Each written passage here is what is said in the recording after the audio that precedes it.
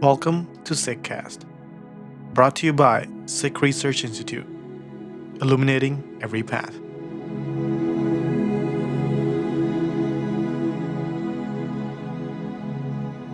Okay, everyone, thank you for joining us. We're going to get started. And as you know, I'm Jasleen. I'm a researcher at SikhRI, and we're here with another Sidak alum. So Simran, if you want to just introduce yourself and tell us a bit about yourself and where you're from, then we can get started. So it's great to be here with you today. Hi, my name is Simran, and I am from New Jersey, but I go to school in Pittsburgh, Pennsylvania. Cool. And then when did you attend Sidak and what track did you take? Yeah, so I attended Sidak in the summer of 2019, and I was in SikhRI 101. Great. So maybe you could tell us a bit about sort of the decision-making process, like leading up to Sidak, to even like send in the application. Because I know for a lot of people, it like is a thing that takes some self-convincing. I don't know if that is the experience that you had, but what made you decide to come in the first place? Yeah, that's a great question. So my mom she sent me the application. She was like, you should really fill this out. And I was a little nervous before going, even sending in the application, because I didn't really know anyone else that was going to be there.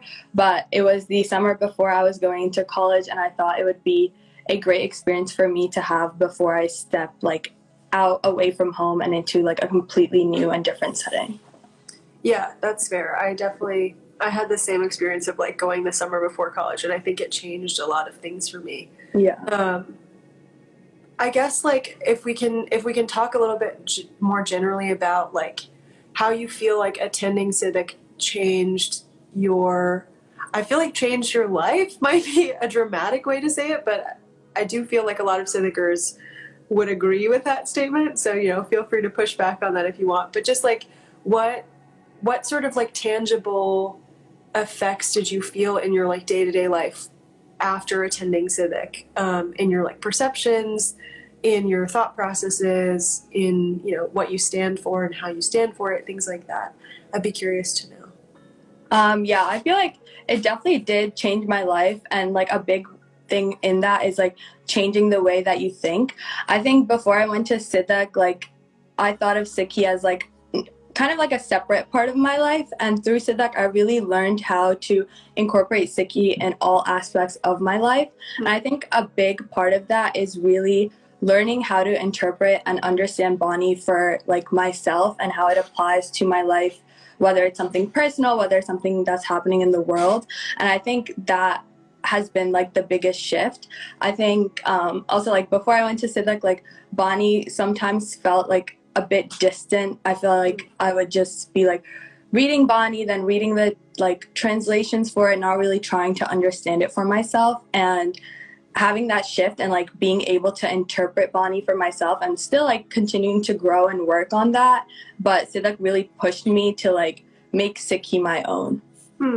That's a great way to say it. Yeah. I guess my follow-up question would be specific to your sort of track. Mm-hmm.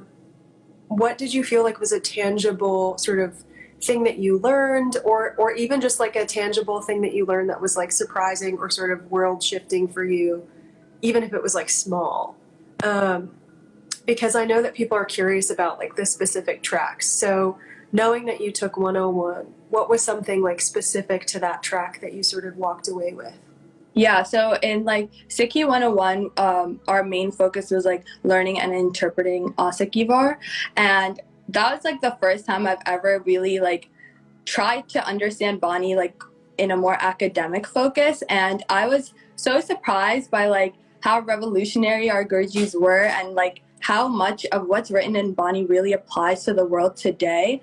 And that was something tangible for me that I took away, having interpreted it with my classmates, with our teachers, and really understanding it and delving into it, asking questions and being open to asking questions and engaging in discourse about Bani and the messages that are in Bani was very, very helpful, and something that I've never done before.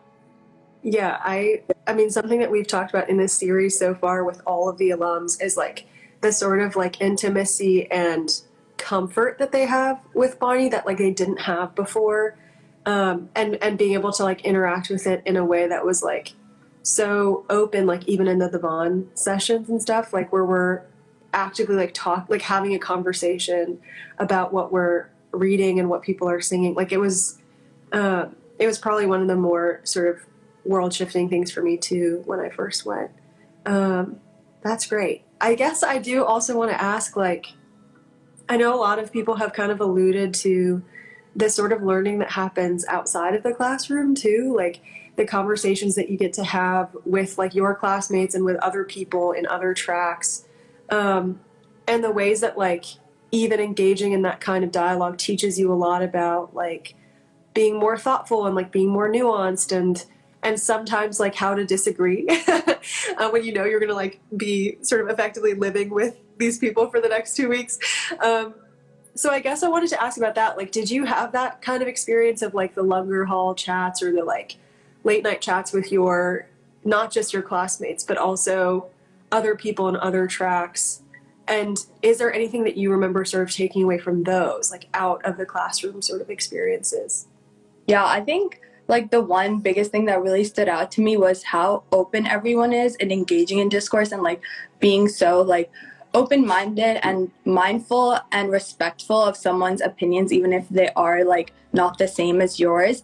And I was kind of like taken aback by that because I wasn't really expecting like to be engaging in like these conversations, like you said, like outside, like late night in the Lunger Hall. And I think those like really stick with you because yes, you do learn in the classroom, but learning from like your peers who may not be like even in the same track as you, but like having those moments are really what like drive you to learn more and really consider other people's opinions and how they think. So that was very, very like insightful for me as well. Yeah. Yeah, I feel that.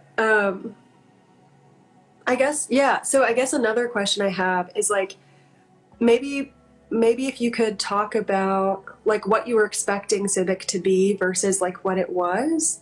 That might be helpful for people because you just mentioned something about like I wasn't expecting to have those conversations. Yeah. I know that there is a lot of like there are a lot of things that we sort of tell ourselves about it before we go. Like I definitely was so nervous the summer before, like the couple weeks before. I think I like made a reading list for myself and I was like, I have to know everything. And then I didn't read a single thing. Yeah. That was fine too. But just like, yeah, what you expected versus like what you found Civic to be, I think would be helpful, especially for people who've never been before. Yeah, so kind of what I expected was for Sidak to be like kind of like another like Sikh camp that like a lot of us have attended beforehand, and I expected it to be like not as open as it was. For example, like I did not expect to be like engaging in public speaking or like being taught how to speak publicly, being taught how to use SikhRI like in an argument or not in an argument, but just like in general, like day-to-day conversations with like other individuals. And I really didn't think that I'd be able to like ask questions and be able to engage in meaningful conversation instead of being like automatically shut down, like, oh, you can't ask that. Like that's kind of what I was expecting, and like that was not my experience at all. And I really, really enjoyed like all of the conversations I had. I feel like I'm repeating myself a lot, but like, yeah. So definitely just being super open, and you're in such a caring environment and everyone wants to like grow with you there. And I think that is really what made it so special. Yeah, no, it's okay that I don't think you're being yourself, but it's okay because people are curious. I think maybe it would be worth, we haven't talked about this in any of the other discussions, but maybe it would be worth talking about kind of this scarier aspects of Civic of like, everybody does do like a public presentation, like a speech. And then there's people who like have never done Kirtan before who like sing a Shabad for the first time or like read from the Guru Granth Sahib for the first time. So maybe you could talk a bit about like what that was like. I think that like that might be something that maybe people feel like they can't apply because they don't know how to do any of that. So maybe just like talking about your experience with those like newer things, including the like speech, which I know can be terrifying for some people.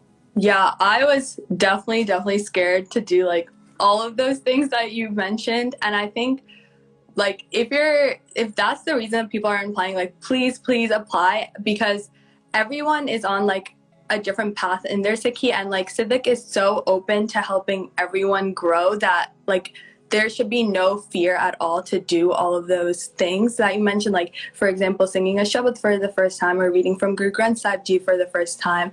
And I was really scared to do like the speech, but as you're like everyone's there to help you out, and you get really engaged in your topic. So my topic, for example, was women in Panth versus women in Granth. And I got to compare the two, and like my speech didn't have to be like, oh, everything is perfect and like the Sikh world today. I got to analyze it and like share my opinions without fear of judgment, which was really great, and something that's not really present everywhere that we go. Yeah, so maybe I guess like our sort of signature thing that everybody sort of walks away with is this like idea of the Gurmat perspective, which is like, you know, if people here have read like State of the Panth reports or like Harinder Singh's article on the Gurmat perspective from a few years ago, you might be familiar with it. But for those who don't, it's this understanding of forming a perspective that is rooted in Bani and the Tawariq and Red. So our, you know, the Guru Granth Sahib, our history and our lifestyle. And so part of the sort of the background to the speech presentation stuff is like everybody is coming at an issue or an opinion from that perspective. So the speech has to kind of be rooted in that. And so I guess my follow-up question then is like, did you find that like you walked away from Civic and then like entered, you know, life and college coming back to that Gurmat perspective? And if so, like how? And not necessarily like in the form of like an entire like essay or a speech, but just in like your day-to-day sort of decision making, especially as you were entering into kind of a new phase of like figuring out who you were, I guess is my question. I know it's long, so. Yeah, definitely. I think like even though I may not be like applying like all three at the same time, definitely like in all the decisions I've made like post Sidak, whether they're like big or small, like sometimes like, oh, like this Bani reminds me of like this thing that I'm doing now, or like, oh, I learned this in Sidak, and like this is what our gurus did in the past, and like this is in our history, and like this is applying to my life right now. And I think it's made like Sikhi personal to me in that like I'm constantly thinking about that, whereas before, like I was mentioning before, like I thought of it kind of like as a separate part of my life, whereas now things like combined. And I think Sidak really teaches you how to like think in like the Sikh perspective and have that Gurmat perspective in like all decisions, not even if like they are like related to like your Sikh life, but just life in general. Yeah, that's a great way to put it.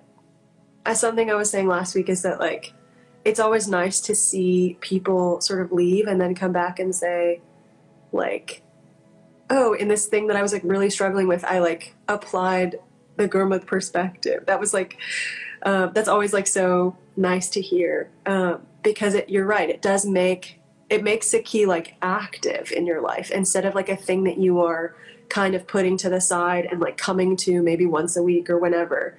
It's like it becomes like the lens through which you see, which is kind of cool.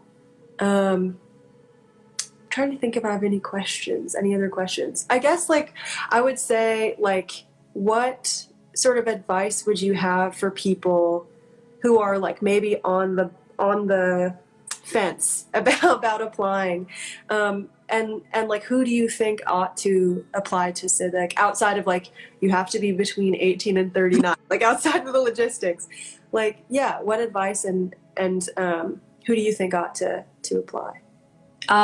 Advice, I would say just apply and like I know like there's this nervousness like, oh, I'm going into like 2 weeks and I don't know any people, but like you make so many new friends and you create this sangat that really stays with you. Like even now I'm friends with so many people who I went to Sidak with like 3 years ago, which is crazy. And then who should attend? I think all young Sikh adults should attend, and no matter where you are in your Sikhi, like what like questions you may have, what you may be struggling with, I think it brings a new perspective into your life, like we were discussing before, that isn't really present before, or helps you grow into that new perspective.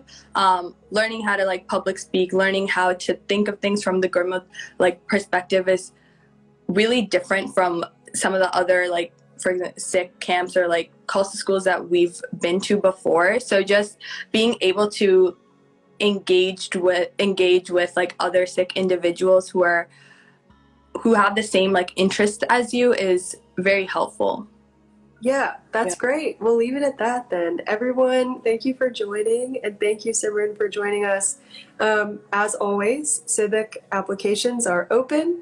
Not as always, but as currently is the case. And the link is in the bio. And if anybody here has questions, feel free to message the SikhRI account and someone will get back to you. And thank you again, Simran. Thank you. Bye, everyone.